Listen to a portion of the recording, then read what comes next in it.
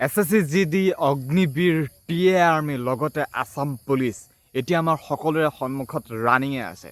গতিকে বন্ধুসকল ভিডিঅ'টো শেষলৈকে চাবা। আমাৰ সন্মুখত এতিয়া ফিজিকেল টেষ্ট আছে, অগ্নিবীৰৰ হ'ব ফিজিকেল টেষ্ট, SSCৰ হ'ব, টিএ আৰ্মিৰ হ'ব, আসাম পুলিচৰো হ'ব ফিজিকেল টেষ্ট।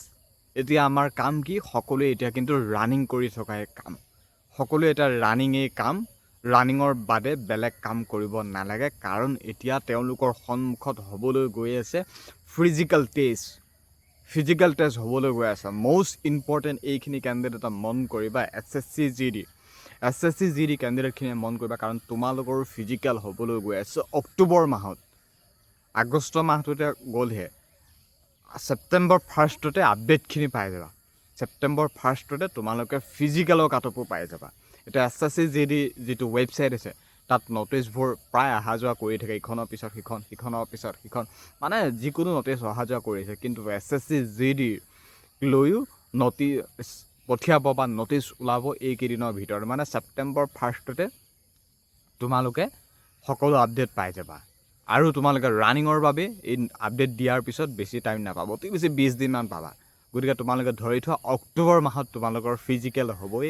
SSC কেণ্ডিডেটখিনিক কৈছোঁ, যদি তোমালোকে 50 মান পাই থৈছা, ৰানিঙৰ বাবে পূৰা মজাকৈ প্ৰস্তুতি চলাই থাকা। ৰানিং এতিয়া আমাৰ সন্মুখত কিন্তু সকলোৱে ৰানিঙে আছে। আৰু মোৰ ডেছক্ৰিপশ্যনত ইউটিউবত বহুত কম দামৰ 500-600 টকা মানৰ ৰানিঙৰ জোতা আছে, বহুত কম দামৰ চেগা জোতা, কিন্তু ভাল ব্ৰেণ্ডৰ। বজাৰৰ সেইবিলাক জোতা নহয়, 300, 400, 150, 200 পোৱাও আজিকালি কিছুমান জোতা ওলাই গৈছে, তেনেকুৱা নহয়। 500-600 মান টকাৰ খুব ধুনীয়া জোতা আছে মোৰ ইউটিউব এই ডেছক্ৰিপশ্যনত চেক কৰা। একদম লগালগ গৈ দিবগৈ, একো পে'মেণ্ট কৰিব নালাগে। যেতিয়া ডেলিভাৰী বয় ঘৰত আহিব তেতিয়া পে'মেণ্ট কৰিবা। মজা জোতা আছে কিন্তু ৰানিঙৰ বাবে, কাৰণ এতিয়া আমাৰ সন্মুখত সকলোৱে ৰানিঙে আছে। এতিয়া অসম পুলিচৰ ইণ্টাৰভিউৰ কথা গম পাইছা। তোমালোকে ডিচেম্বৰ লাষ্টত আপডেট পাই যোৱা, মানে ডিচেম্বৰ মাহত আপডেট পোৱা, মানে ডিচেম্বৰ লাষ্ট মানৰ পৰা জানুৱাৰী, ফেব্ৰুৱাৰী, মাৰ্চ 2027টো আৰম্ভ হ'বই। গতিকে সেয়ে কৈছে ডিচেম্বৰ মানৰ পৰাও আমাৰ পুলিচৰ ইণ্টাৰভিউ হ'ব, মানে ডিচেম্বৰ লাষ্ট মানে জানুৱাৰী, ফেব্ৰুৱাৰী, মাৰ্চ সেইখিনি আৰু সেয়েহে কৈছোঁ। আৰু লগতে টিএ আৰ্মি কেণ্ডিডেটখিনিকো কৈছোঁ, তোমালোকৰ টিএ আৰ্মি 1600 মিটাৰ হ'ব, তোমালোকে সাজু হ'ব লাগিব ডিচেম্বৰ মাহলৈ।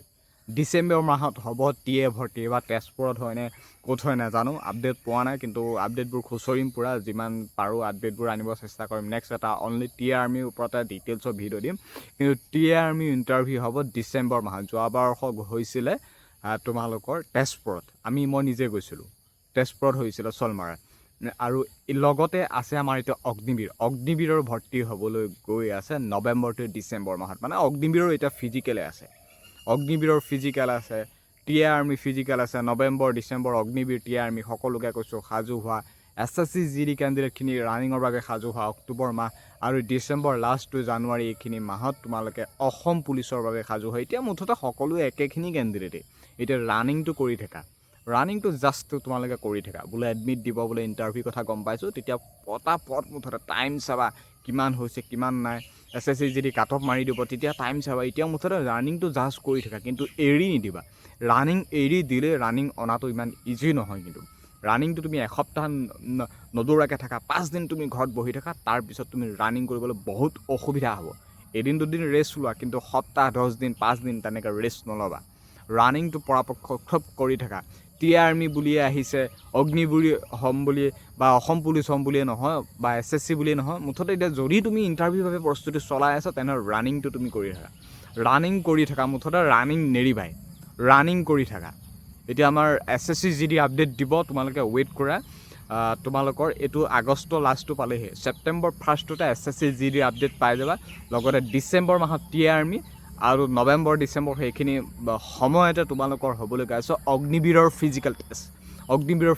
আৰু ডিচেম্বৰ লাষ্ট টু জানুৱাৰী, ফেব্ৰুৱাৰী, মাৰ্চ, এপ্ৰিল এইখিনিৰ পৰা আৰম্ভ হয় পুলিচৰ ইণ্টাৰভিউ। আৰম্ভ হোৱা মানে প্ৰায় 6-7 মাহ।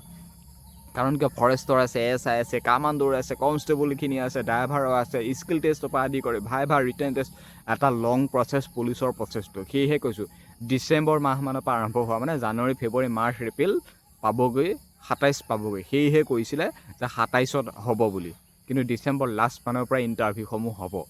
গতিকে তোমালোকে একদম প্ৰস্তুতি চলাই থাকা, ৰানিংটো এৰি নিদিবা। ৰানিং কৰিয়ে থাকা, মুঠতে কৰিয়ে থাকা। আৰু কিবা ৰানিঙক লৈ তোমালোকে জোতা লাগে, লং জাম্পক লৈ জোতা লাগে, মোৰ ভিডিঅ'টো ডেছক্ৰিপশ্যন চেক কৰা, অৰ্ডাৰ কৰা। ৰানিঙক লৈ কিবা বুক লাগে, ডেছক্ৰিপশ্যন চেক কৰা, অৰ্ডাৰ কৰা, বছ সিমানেই, বেলেগ একো কৰিব নালাগে। গতিকে তোমালোকক ইম্পৰ্টেণ্ট আপডেট দিম, কিবা মুঠতে যিয়ে নহওক কিয় তোমালোকক মই ভিডিঅ'বোৰ তোমালোকক দিয়ে থাকিম, জনাই থাকিম, মটিভেট কৰিয়ে থাকিম, যাতে তোমালোক কেতিয়াও পিছ পৰি নোৰোৱা। তুমি ৰখি আছা, তুমি ঘৰত ৰেষ্ট লৈ আছা, তুমি হেমাহি কৰি আছা, বহুত লেট হ'ব, কিন্তু তোমাৰ ঠাইত আন 10জনে আগুৱাই গৈ আছে। গতিকে নিগেটিভ নাভাবিবা, সদায় পজিটিভ ভাবা। এইটো আগষ্ট মাহটো গ'লেই, ছেপ্টেম্বৰ আৰম্ভ মানে ছেপ্টেম্বৰ যোৱা মানে আকৌ অক্টোবৰ। গতিকে মান্থবোৰ তেনেকৈয়ে গুচি গৈ থাকিব, কাষ চাপি আহি থাকিব। গতিকে তোমালোকে একদম সাজু হোৱা, আৰু নটিফিকেশ্যন আহিব, জল্দি আহিব। এতিয়া প্ৰত্যেকটো ইণ্টাৰভিউৰ বাবে প্ৰত্যেকজন কেণ্ডিডেটে সাজু হোৱা। কিবা জানিব লগা থাকিলে কমেণ্ট কৰিবা, আকৌ নেক্সট ভিডিঅ'ত জনাই দিম।